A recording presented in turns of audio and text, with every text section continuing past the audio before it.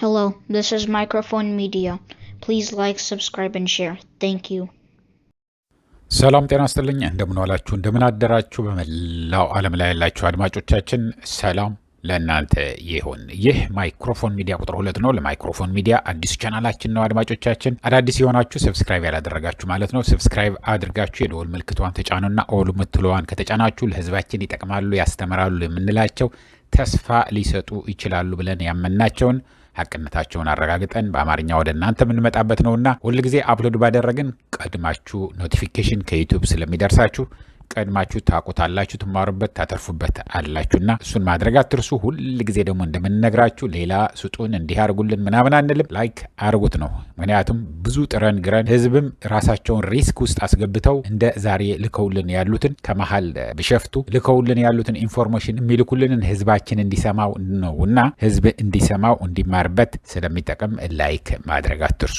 ይሄ ነው እንጂ ሌላ ምንም የምንጠይቃችሁ ነገር የለም እያልኩኝ አድማጮቼ በትዕግስት ደግሞ እስከ መጨረሻ አዳምጡት። ሙሉውን ኢንፎርሜሽን አዳምጦ መናገር ያስከብራል፣ ጫፍ ይዞ ማውራት ግን ያሳፍራልና ሁልጊዜ እስከ መጨረሻ አዳምጡት። ይህንን እያልኩ ወደ ዝርዝሩ እንለፍ፣ አብረን እናዳምጠው። በቅድሚያ አድማጮቼ ኦነግ ሸኔ ለምን ትላለህ? ኦነግ ሸኔ የሚባል ነገር የለም የምትሉኝ እንደምትኖሩ አውቃለሁ። እኔ ግን ኦነግ ሸኔ ብዬ ለጥፌው ያለሁትን ደስ የማይለው የኦሮሞ ህዝብ እንዳለ በተለይ በብዛት በሚባል ደስ የማይለው በዚህ ስም እንዲጠሩ እንደዚህ አይነት ስም የሌላቸው መሆኑን ልክ ትግራይ ውስጥ ጁንታ እየተባለ ይጠራ እንደነበረ ማለት ነው። የትግራይ ህዝብ ጁንታ ተብሎ ነበር። የትግራይ ሰራዊት ብቻ ሳይሆን ህወሓት ሳይሆን ጁንታ ተብሎ ተጠርቶ ነበር። ስለዚህ በሙሉ የትግራይ ህዝብ ደስ እንደማይለው እናውቃለን። ግን ህዝብ እንዲሰማው በደንብ ስለማን እያወራን እንደሆነ መላው የኢትዮጵያ ህዝብ በኦሮምኛ አይደለም እናወራ ያለ ነው። መላው የኢትዮጵያ ህዝብ ይሰማዋል። የሚበዛውን እንደ አጋጣሚ ሆኖ እድል ተፈጥሮለት እንዲማር ተደርጎ ወዶም ይሁን ተገዶ አማርኛ ስለሚናገር ሁሉንም እንዲሰማው ነው። ይህንን ኦነግ ሸኔ የሚባለው የመንግስት ሚዲያዎች ተጠቅሞ በብዛት ስላስተዋወቁት በዛ እንናገርበት ብለን ነው እንጂ ቅር የሚላችሁ ካላችሁ ቀድሜ ይቅርታ አልጠይቅ ፈልጋለሁኝ። ምክንያቱም ትክክለኛው ኦላ ነው፣ ኦሮሞ ነጻነት አርሚ ነው፣ የኦነግ አርሚ ነው። ይሄ ደግሞ አልተቻለም አድማጮቼ፣ በጣም አልተቻለም። አሁን መሃል ቢሾፍቱ ያደረገውን ያለፈው የቅዳሜ ገበያ ላሉ ከነ ፎቶግራፉ ልከውልኛል። ያደረጉትን እነግራቸዋለን። ህዝቡ ምን ያህል እዛ ተሰብስቦ ምን እንዳደረጉ ላጠር ያለ ጊዜ ቢሆንም የቆዩበት በጠራራ ፀሐይ ቢሾፍቱ መሃል ገብተው ነው የወጡት። አዲስ አበባ ደግሞ ዙሪያውን የአዲስ አበባ አካል የነበረ እንግዲህ አሁን አዳነች አቤቤና ሽመልስ አብዲሳ ከመጡ በኋላ ግማሽ የሚባለውን የአዲስ አበባ ሰፊ የሚባል ብዙ ንብረት የፈሰሰበት ኮንዶሚኒየም በመስራት ለአዲስ አበባ ነዋሪዎች ተብሎ የተሰራውን በኢህአደግ ጊዜ ሸገር ከተማ ብለው ዙሪያ ጥምጥሙን በለጋጣፋውም በሉ ወደ ጎጃም መንገድም በሉት ወደ አምቦ መንገድም በሉት ወደ ጅማ መንገድም በሉት በተለያየ ብቻ መውጫውን በሙሉ ቆራርጠው ሸገር ከተማ ተብሎ ያለው እዛው ውጊያ እያደረጉ ነው። ከፍተኛ የሆነ ብዙ በሰፊው እንመጣበታለን። የሚቀጥለው ቢሾፍቱ ከአዲስ አበባ 45 ኪሎ ሜትር ርቀት ነው የምትገኘው። ከመሃል ፒያሳ አዲስ አበባ እስከ ቢሾፍቱ የኢትዮጵያ አየር ኃይል ያለበት ወይ ደብረ ዘይት ይባል የነበረ ነው። ቢሾፍቱ ማለት ለማታውቁት 45 ኪሎ ሜትር ነው። እኔ ነድቼ ለክቼዋለሁኝ። ወደ ናዝሬት ሲሄድ በዛ ለክቼዋለሁ። ናዝሬት ወይ ደግሞ አዳማ ከፒያሳ ወደ አዳማ 100 ኪሎ ሜትር ነው። መሃል ላይ ደግሞ ማን አለ? ቢሾፍቱ አለ። አየር ኃይሉ ያለበት ግቢ በሩ ላይ ድረስ 45 ኪሎ ሜትር ነው ከፒያሳ ወደዛ እና በ45 ኪሎ ሜትር ርቀትም መኖራቸው አይደለም አዲስ አበባ ነው የሚዋጉት ያሉት። ግን ዋናው ዛሬ አርስታችን የቢሾፍቱ ስለሆነ ምክንያቱም ቢሾፍቱ መግባታቸው ለምንድን ነው እንደ ትልቅ የምናወራ ያለ ነው። ቢሾፍቱ የኢትዮጵያ አየር ኃይል ያለበት ነው። እሱም ብቻ አይደለም፣ ቢሾፍቱ ብዙ ሐይቆች ያሉት ነው። ሆራ አርሰዴ በአመት አንድ ጊዜ በትልቁ የሚከበረውን ሆራ ያለበት ነው። ኦሮሞ በሙሉ ሂዶ እዛ የአመት ባሉን የሚያከብርበት ቦታ ያለበት ነው። ሌሎች ሐይቆችም አሉ።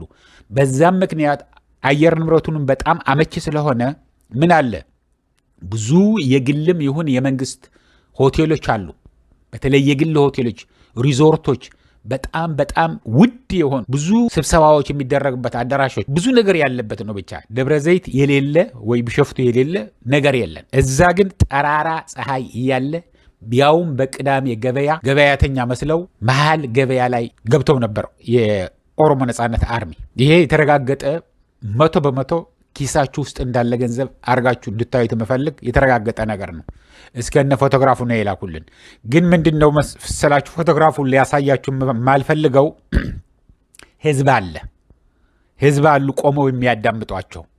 ምናልባት ይህንን ፎቶግራፍ ካሳየን እነዛ ለምን ከኦነግ ሸኔ ጋር ቆማችሁ ታያችሁ፣ ለምን እኛን አልጠቆማችሁንም ብለው አደጋ ሊያደርሱባቸው ይችላሉ። ቢሸፍቱ ነዋሪዎቹ እዛ የነበሩት ገበያ ሲያደርጉ የነበሩት እነሱንም ሲያዳምጡ የነበሩት ነው እንጂ እዛ ጎኑ ላይ አለፍ ብሎ አሁን ጠላ ቤት አለ። ከጠላ ቤቱም እኔ አላቆም ቢሸፍቱ እምላችሁ ይሄንን እንደዚህ በቢሸፍቱ ብዙ ጊዜ አልፍ ያለው ቢሸፍቱ ጥሩ ከተማ ነው። ግን ገበያ ይሄ ቅዳሜ ገበያ የሚባለው ያለው ግን አሁን ነው በደንብ አስተዋውቀኝ ያሉ እንጂ እኔ አላቆም። ግን እዛ ጠላ ቤቶች አሉ። አንዱ ጠላ ቤት አሁን ለምሳሌ የነበሩትን ወጥተው እስከነጠላቸውን ሲያዳምጡ ሲያዩ ህዝቡ ምን እያለ እንደሆነ አሳይተዋል። ግን ፎቶግራፉ ብናሳይ አደጋ ስለሚሆን ለነሱ እናንተም ይገባቸዋል። እንለፈው።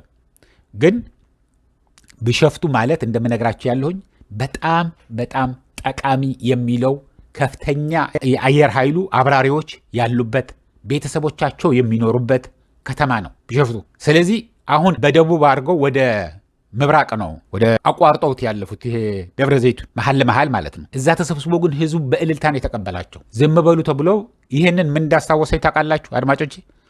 ይሄ የመቀሌው የእስረኞችን ለማስፈታት ነብሱ ይማረውና ሀያለው ማርአያ ያደረገውን ነው። በመሐል መቀሌ መጥቶ እዛ ውስጥ ታስሮ የነበሩትን የፖለቲካ እስረኞችን በአጭር ደቂቃዎች ኦፕሬሽን አካሂደው አስፈትተው ይዘዋቸው የሄዱበትን ታሪክ ነው ትዝ ያለኝ። ምክንያቱም በቪዲዮ አይቸው ስለነበር እንደዛ የተደረገው ማለት ነው። እነዚህም ከዚህ በፊትም ነግረናቸዋል። በአዳማ በር ላይ አልፈው መጡ ተብሎ አዳማ ውስጥ ምን ያህል ከፍተኛ የሆነ ጭንቀትና ፍርሃት ተፈጥሮ እንደነበረ ነግረናቸዋል። አሁን ግን ይባስ ብሎ በበሩ ወይ በዙሪያው አይደለም ያለፉት፣ መሃል ገበያው መሃል የከተማው መሃል ነው አሉ ይሄ ገበያ ያለበት። ምክንያቱም አካባቢ ስለነገሩኝ በስተቀኝ በኩል ወደ ገበያው ስትወርድ ከዋናው መንገድ በስተቀኝ በኩል አየር ኃይሉ አለ። በስተግራ በኩል ደግሞ ይሄ ሆራ ምላችሁ መዝናኛ ቦታ እና ይሄ መዋኛ ያለበትን ሐይቆች አሉ። የኢትዮጵያ አየር ኃይል የመዝናኛ ክበብም በስተግራ በኩል ነው ያለው። እዛ ነው ገብተው የወጡት እነዚህ ሰዎች። በጣም የሚገርም ነው። ቦልድ የሆነ እርምጃን የወሰዱት ከፍተኛ የሆነ ተልእኮ ተሰጥቷቸውን እዛ የገቡት እና ህዝቡ በደስታ ነው የተቀበላቸው። በደስታ እልል እያለ እንዳውም እነሱ ናቸው ዝም በሉ ቀስ በሉ አደጋ ይሆናችኋል ብለው ለአጭር ጊዜ አስተምሮ አይዟችሁ በአጭር ጊዜ ውስጥ ይሄንን ሞላውን የኦሮሚያ ህዝብ ነፃ እናወጣለን። ይሄ መንግስት የመሰለ ጠላት ለኦሮሞ ህዝብ ገጥሞት አያቅም። የኦሮሞ ህዝብ ተወካዮች አይደሉም እነዚህ በሙሉ ወታደር ሆነው የተሸነፉ የተማረኩ በወያኔ የተማርከው የነበረ በኋላ ደግሞ ይጠቅሙኛል ብሎ ስልጣን ላይ ያወጣቸው። አሁን አብይ አህመድ አንዲት ዜሮ የኦሮሞ ዘር የለውም እንደነገሯቸው ለህዝቡ ማለት ነው። አብይ አህመድ ኦሮሞነት ምንም ነገር የለውም። ኦሮሞ ቤት ነው ያደገው እንጂ እናቱ እርጉዝ ሆና ነው እሱን አህመድ አሊ ቤት ውስጥ የገባችው እርጉዝ ሆና። ይህንን እነሱ የተናገሩትን ነው የምነግራችሁ ያለውኝ። እዛ ገብታ ነው የተወለደውና ያሳደጉት። የኦሮሞ ባህል ደግሞ ጉድፍቻ ተደርጎ እንኳን ቤታቸው ውስጥ የተወለደና ዝም ብሎ ጎደናም አግኝተው ከወሰዱት ልጄ ነህ ብለው ያው እንደ ልጃቸው ስለሚያዩት እንደ ባህል ነው ኦሮሞ ነው የሚባል። እዛ ስላደገ ደግሞ ኦሮምኛ የሚናገረው እንጂ እናቱ ስለዛ በደንብ በሰፊው ሌላ ጊዜ እመጣላችኋል አድማጮቼ። በደንብ አውርቶ ነው የነገረኝ ይሄ ኢንፎርሜሽኑን የላከልን። እናቱ እርጉዝ ደርሳ ነው እዛ ቤት የገባችው።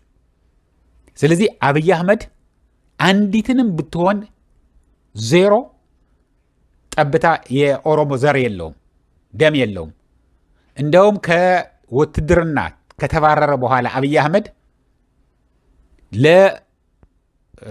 ለኦህዴድ አይደለም አባል አድርጉኝ ብሎ የጠየቀው ለአብን ነበር የጠየቀው። ለአብን አባላችሁ ልሁን ብሎ ምክንያቱም 100% አማራ ነው ዞሩ አማራ ነኝ የሚለው። ግን ግማሹ አባቱ ወታደር ጉራጌ ወታደር ነው ይላል፣ ግማሹ የትግራይ ተወላጅም ይለዋል። እርግጠኛ ማን እንደሆነ አባቱ እናቱ ብቻ ነበር የምታውቀው። እናቱም የለችም በህይወት። ግን የአህመድ አሊ ልጅ እንዳልሆነ ግን አህመድ አሊ እንዳይናገሩ በአጭር ጊዜ ውስጥ እሱ ስልጣን ላይ እንደወጣ አረፉ ተባለ። ይሄ እንግዲህ በደንብ አንድና አንድ ደምራችሁ ስንት እንደሚሆን ራሳችሁ ስሩት። ስለዚህ አብይ አህመድ የኛ አይደለም። አብይ አህመድ የኛ ቋንቋ እየተናገረ ለኛ ለማጥፋት የመጣ ሰው ነው። የኦሮሞ ዋና ቁጥር 1 ጠላት አብይ አህመድ ነው። ከሱ ጋር ያሉትንም በሙሉ የተማረኩ በወያኔ ተማርከው የነበሩት በህወሓት ተማርከው የነበሩ ወታደሮች ናቸው። እነሱንም ከሌላ ብሔር ብሔረሰብ መጥተው ኦሮሞ ውስጥ ተወልደው ኦሮምኛ የሚያውቁ ናቸው እንጂ ኦሮሞም አይደሉም። ለኦሮሞ ቢሆኑም ለኦሮሞ የማያስቡ ናቸው። አሁን የግላቸው ሀብት ነው የሚያሳድዱት ያሉት። ኢትዮጵያ ውስጥ ያለ ሀብታቸውን ብቻ አይደለም ውጭ ሀገርም ልከው ብዙ ገንዘብ እያፈሩ ያሉ ናቸው። እናንተ ግን እንደዚህ አይነት ከፍተኛ የሆነ በተቀዳደደ ፌስታል ውስጥ ሆናችሁ እየሰራችሁ ነው ያላችሁ ብለው ይህንን አስተምረው በአጭር ጊዜ ተደራጅታችሁ ጠብቁን፣ በቅርብ ጊዜ እንመጣለን፣ ይህንን ከተማ ነፃ እናወጣዋለን፣ አየር ኃይሉ እጃችን ውስጥ ይገባል ብለው ተናግረዋል። ምክንያቱም አብይ አህመድ ሰራዊቱ ወደ ትግራይ እየወሰደ ስለሆነ ትግራይ አጥሮ ነው ተቀምጦ ያለው። በስተኋላ ግን እኛ እንገባለን ፊንፊኔ፣ እኛ እንገባለን ቢሸፍቱ። ይኸው እንደዚህ ገብተን መውጣት ሳይሆን ቶሎ ብለን እናንተን መስለን ገበያተኛ መስለው ነው ጉዲ ወደ ገበያው የገቡት። እስከነ መሳሪያቸው እስከነ ምናምናቸው በኋላ አሳዩ። ግን ወደ ገበያው አካባቢ ሲሄዱ ግን መሀል ከተማ እስኪገቡ ድረስ ግን ገበያተኛ የቅዳሜ ገበያተኛ መስለው ነው የገቡት። ስለዚህ አድማጮቼ አብይ አህመድ የስልጣኑን ጊዜ በጣም አጭር እየሆነ ነው ያለው። ሸገር ከተማ ውስጥ ነው ጦርነቱ ያለው። ሸገር ከተማ እንደምታውቁት የህንድ የቱርኮች እና የሌሎች አገሮች ብዙ ፋብሪካዎች አሉ። የእነ ኃይለ ገብረስላሴ የሌሎችንም የኢትዮጵያ ኢንቨስተሮች ያለበት ነው ሸገር ተብሎ ተደርጎ ያለው። መሀል አዲስ አበባ ነው ይሆናል ተብሎ ተሰርቶበት የነበረ ማለት ነው። እዛ እየተቃጠለ ነው ያለው። ኦላ የሚፈልገውን እያቃጠለ እዛ መኖሩንም እንዲታወቅለት እንዲሰማለት እያደረገ ነው ያለው። ስለዚህ ከሁሉ በላይ ግን አብይ አህመድ በአሁኑ ጊዜ የሚተማመንበት ድሮን ነው አይደለም እንዴ? ድሮን ማብረሪያውን፣ አውሮፕላን የአየር ኃይሉ ማብረሪያውን፣ ዋናውን ሀረር ሜዳውን በአጭር ጊዜ እቆጣጠረዋለሁ እያለ ነው ያለው። አድማጮች ይህንን ታዲያ ሁሉ ሰው እንዲሰማው ምንድነው አድርጉ የምንላችሁ? ላይክ አድርጉት። ይህንን ላይክ ሳታደርጉ የምትወጡ ከሆነ እውነት ለመናገር አገራችሁ አትወዱም። ወይ የአብይ አህመድ የላካችሁ አብይ አህመድ ደሞዝ የሚከፍላችሁ ናችሁ እንጂ መላው የኢትዮጵያ ሕዝብ ኦሮሞ አይደለም፣ አማራ አይል፣ ትግራይ አይል፣ ወላይታ አይል፣ ሀረሪ አይል፣ ሶማሌ አይል፣ ሁሉንም ይህንን ሰውዬ አክ ብሎን ትፍ ብሎታል፣ ተፍቶታል፣ ጠልቶታል፣ መሮታል። እንደዚህ አይነት ሰው እንደዚህ አይነት ጨካኝ ሰው ገድሎ ዛፍ የሚተክል ሰው አባሮ ሙሉውን ከየከተማውን እያፈረሰ እያባረረ ድሃ ጠል የሆነ እንደዚህ አይነት ሰው አይተን ሰምተን አናቅም ብሎ ተፍቶታል። ስለዚህ ይህንን የኦሮሞ ነፃነት አርሚ ቢሸፍቱ መሃል ላይ ገብቶ በቅዳሜ ገበያ በጠራራ ፀሐይ ገብቶ የወጣ ሰራዊት መሃል ሸገር ከተማ ውስጥ ገብቶ ደምስሶ ምልሻውንም እዛ መጥቶ የነበረውን ከረሻሽሞ የሚሄደውን ሰራዊት በዛ ደግሞ የአማራ ፋኖ ምን እያደረገው እንደሆነ ታውቃላችሁ። ትግራይንም ያለችውን የቀረችውን እንዳለ ተባብሮ ሁሉንም የምነግራችሁ ያለ ነው። የሁሉ ጠላት ማን ነው ሆኖ ያለው? አብይ አህመድ ነው። አሁን የታጠቀውንም እንዲጠናከር ያልታጠቀም እንዲታጠቅ ሰላማዊ ሰልፍ እንዲያደርግ የግድ ጠበንጃ መያዝ የለብህም። ጉልበትህ ወጥተህ ሆ ብለህ ተባብረህ መናገር ብቻ ነው። ምንም ሊያረጋህ አይችልም። ይህንን እያልኩ አድማጮቼ ለአሁን እዚህ ይበቃኛል። እስከሚቀጥለው ጊዜ ድረስ ሰላም፣ ደህና ዋሉ፣ ደህና ደሩ። ቻው።